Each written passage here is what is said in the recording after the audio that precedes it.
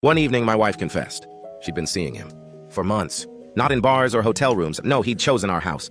My house. They say your oldest friends are the ones you can trust most. I used to believe that. I used to believe a lot of things before Marcus taught me otherwise. We'd known each other since middle school. Shared lockers, first beers, even a failed band in college. He was best man at my wedding. Godfather to my daughter.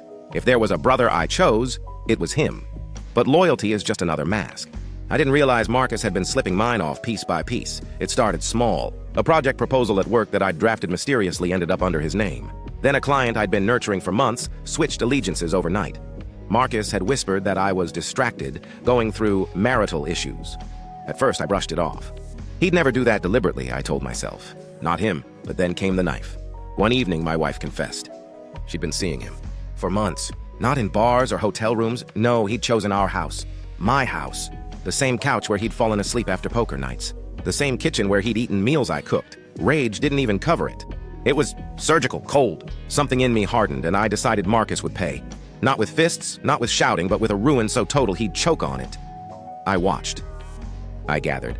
Marcus was sloppy in his ambition. He fudged numbers in his expense reports, manipulated junior staff, pocketed consulting fees from suppliers. I documented everything. Screenshots, receipts, emails pulled from shared servers. Every lie he told his bosses became a brick in the gallows I was building. But I didn't stop there. I wanted it personal. I recorded the voicemails he left my wife, the ones where he begged her not to choose the safe option. I made sure she knew I had them. Then I made sure his girlfriend, yes, the one he never told anyone about, knew too. The unraveling was slow. First, the girlfriend left him. Then his boss called him in for a routine audit. By the end of that week, Marcus was suspended. His phone buzzed with messages he couldn't answer fast enough, questions he couldn't cover with charm. I let it simmer until he was desperate, broke, and isolated.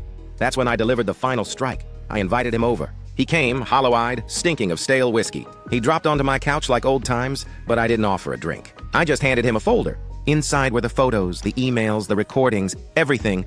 You took my wife.